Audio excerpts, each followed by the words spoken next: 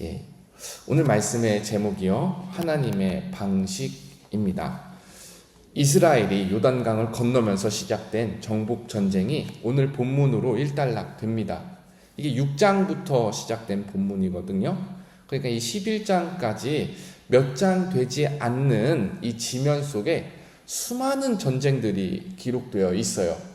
그래서 우리가 시간을 관가하기가 쉽습니다. 이 짧은 장 속에 많은 전쟁이 기록되어 있지만은 실제로는 5년 정도 되는 시간이 걸리는 아주 긴 전쟁이었습니다. 이스라엘은 이 기간 동안 끊임없이 싸우면서 전진을 했지요. 그런데 이 전쟁에 있어서 우리가 시작을 한번 되돌아볼 필요가 있어요. 이 전쟁을 시작할 때는 이스라엘 그 군인들이요, 20살도 되지 않은 청소년들이었습니다. 솜털이 보송보송한 아이들, 전쟁은커녕 칼 한 번 제대로 써본 적이 없고 전열도 한 번 짜본 적이 없고 어느 누군가에게 가서 인간적으로 전쟁의 전략, 이기는 방식을 배워본 사람도 없는 청년들이었습니다. 그런데 이 사람들이 하나님의 말씀을 의지하면서 하루하루 싸우다 보니까, 실전 속에서 배우다 보니까 오늘 본문에 보니까 이 사람들은 더 이상 전쟁의 초보자가 아니에요. 신앙의 미숙자가 아니에요. 전쟁에 능한 사람들, 믿음의 싸움에 익숙한 어른들이 되어 있습니다. 하나님을 믿고 따라가다 보니까 전쟁 한가운데서 이미 성숙해져 버린 거예요. 저는 우리 신앙생활이 이와 같다라고 생각이 듭니다. 우리가 복음을 듣고 믿는 순간 신자의 삶이 시작되잖아요. 근데요, 이 신자의 삶에 있어서 어느 것 하나 실전이 아닌 날이 없습니다. 인생의 리허설이 없듯이 신앙의 생활에 있어서 실전이 아닌 날이 없어요.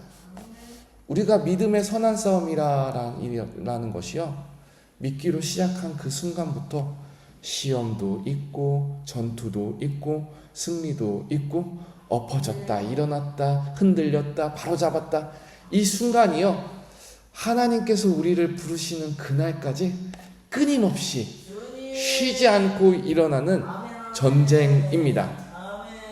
한 가지 바라는 것이 있다면요, 우리가 그 과정 속에서 퇴보하지 않고 정체하지 않고 하나님의 말씀을 따라가면서 날마다 어제보다는 조금이라도 더 나은 성장이 있기를 바라는 마음 가운데 소원이 있습니다. 사랑하는 여러분, 축원합니다. 우리 모두가 하나님의 은혜 가운데 신앙이 날마다 성장하기를 축복합니다. 예, 오늘 본문 여호수아 11장은요 정복 전쟁의 일단락이라고 말씀드렸잖아요. 근데 이 일단락의 장면이, 어제는 가나안 남부 지역을 정벌했는데 오늘은 가나안 북부 지역을 정벌하고 있어요. 근데 이 북부 지역 왕들도 이스라엘을 굉장히 두려워해요. 두려워하고 코너에 있다 몰려보니까 어떻게든 악에 바치게 됩니다. 악에 박쳐가지고 이제 모든 북부의 왕들이 연합을 해요.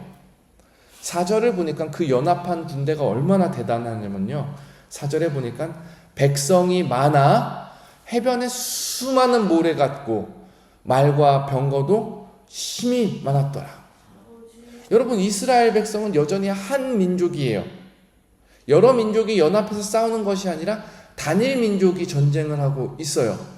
근데 상대방은 어떻습니까? 북부의 여러 왕들이 연합을 해가지고 해변에 수많이 모래와 같은 군대를 거느리고 말과 병거도 힘이 많은 군대가 되었어요. 강한 군대가 되었어요. 그럼에도 불구하고 오늘 11장 말씀에 보면요, 이스라엘 백성들의 기세가 만만치 않습니다. 전혀 밀리지 않습니다. 이미 하나님의 말씀 안에서 성숙한 사람이 되었기 때문이에요. 여러분, 우리가 신앙 가운데 성숙한 사람이 되면요, 이 세상에 시험대가 정말로 해변에 수많은 모래와 같은 군대라 할지라도 우리가 가지지 못한 말과 병거가 우리 대적 가운데 있다 할지라도요, 우리의 기세가 꺾이지 않을 줄 믿습니다. 여러분, 하나님을 등에 업고 가십시오. 하나님께서 펴게 하는 우리의 그 기세를 가지고 나아가서 싸우시기를 부탁을 드립니다. 이 믿음의 성장과 이스라엘의 승리의 원리 속에 오늘 말씀이 그 원리가 잘 표현되어 있는데요. 제가 오늘 11장에 반복되는 표현들을 특별히 꼽아가지고 여러분들에게 성숙의 원리, 승리의 원리를 한번 말씀드리려고 합니다. 두 가지 표현이 크게 반복되거든요. 첫 번째 표현은 명령을 따르라는 거예요. 명령을 따르라. 본문에 이 말씀이 반복됩니다. 한번 눈으로 따라와 주십시오. 11장 9절에 여호수아가 여호와께서 자기에게 명령하신 대로 행하여, 여호수아가 하나님이 자기한테 명령하신 대로 행했다라고 합니다. 또 12절에 보면은 여호와의 종 모세가 명령한 것 같이 하였으되, 이제 모세도 하나님 앞에 말씀을 받아서 여호수아에게 전수를 해줬죠. 여호수아가 모세를 통해 받은 말씀을 그대로 하였다라는 표현이 있어요. 또 15절은 우리가 한 목소리로 읽어보겠습니다. 15절입니다. 함께 읽어보겠습니다. 시작. 여호와께서 그의 종 모세에게 명령하신 것을 모세는 여호수아에게 명령하였고 여호수아는 그대로 행하여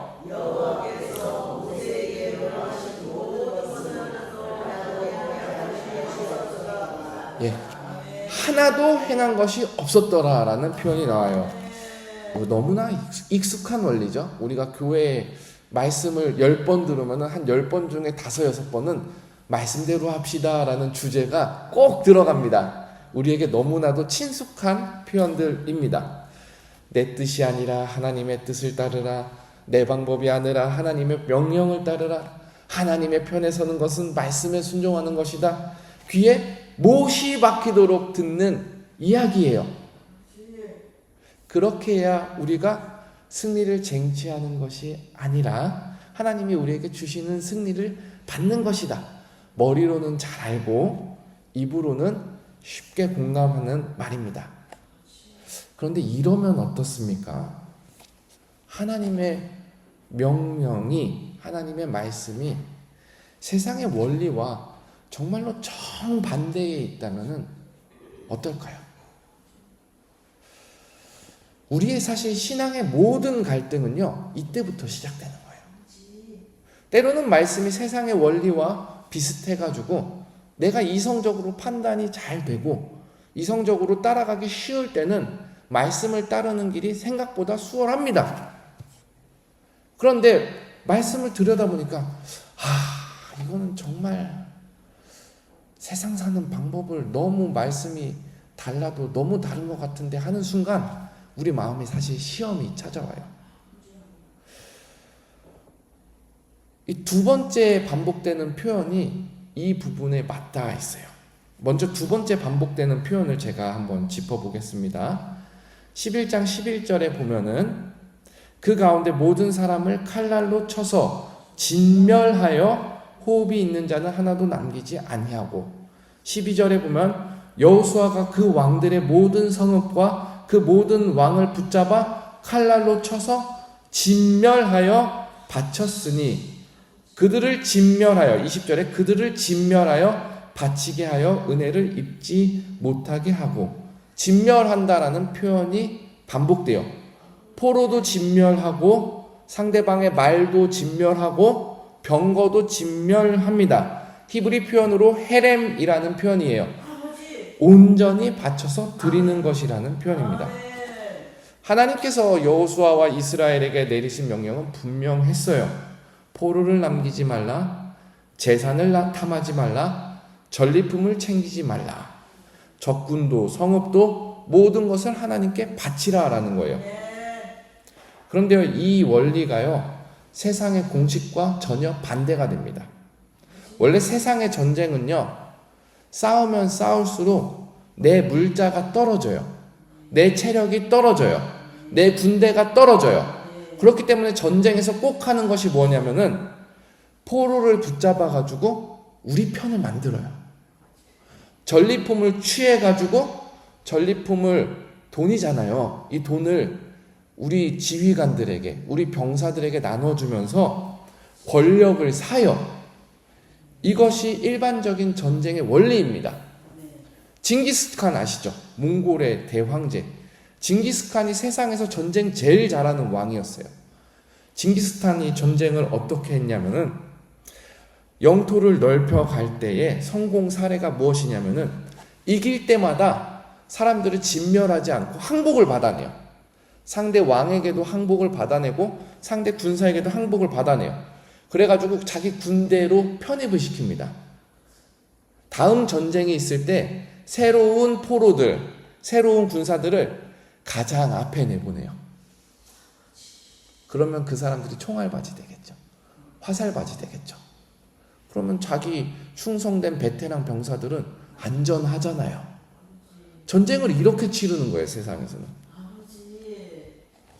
또 징기스칸이 전리품을 얻을 때마다 이 전리품을 숨기는 것이 아니라 전쟁에서 수고한 사람들에게 돈을 나눠주는 거예요. 돈 주는 것만큼 마음 사는 거 쉬운 일이 없습니다. 지나가는 사람에게, 아니 머쓱한 사람에게 10만 원씩 한 일주일에 한 번씩 한 달 동안 40만 원 찔러줘봐요. 금세 친구 됩니다.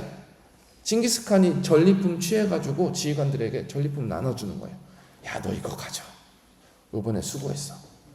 그러면은 징기스칸을 향한 이 충성심이 얼마나 커지겠습니까?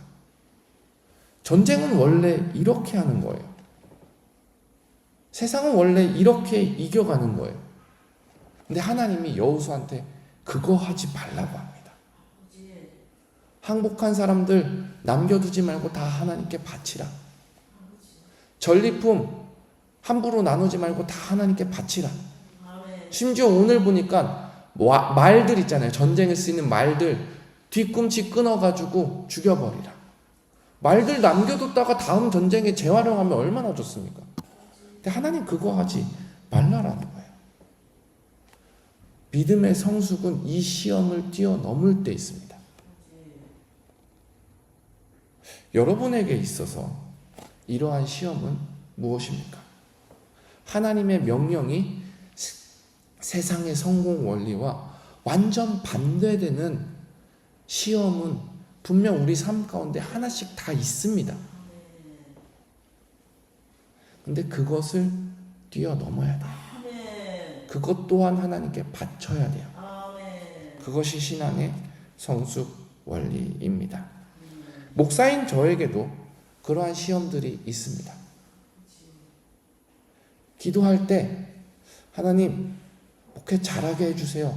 이 기도를요 조금 더 생각하고 조금 더 다듬어 보니까 하나님 목회할 때 권능 주세요. 이 기도가 안 나오고요. 무슨 기도가 나오냐면 하나님 말씀대로 시험을 이기게 하여 주시옵소서.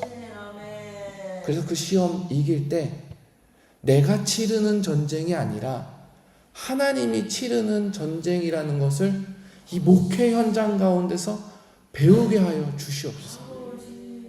제가 날마다 믿음을 배우고 따르고 순종하는 신앙인이 되게 하여 주시옵소서.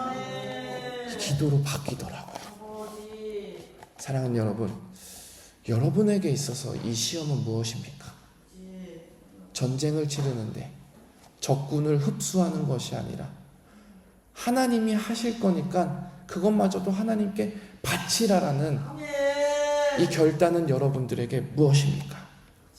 저는 우리 영산교회 성도님들과 우리 교회가요, 하나님의 말씀이 좁은 길로 가라 그러면요 세상의 길을 선택하지 않고 하나님의 편에 서는 우리 모두가 되기를 소원합니다. 오늘 기도 가운데 이 싸움을 이겨내십시오. 주님의 이름으로 축복합니다. 우리 함께 기도하겠습니다.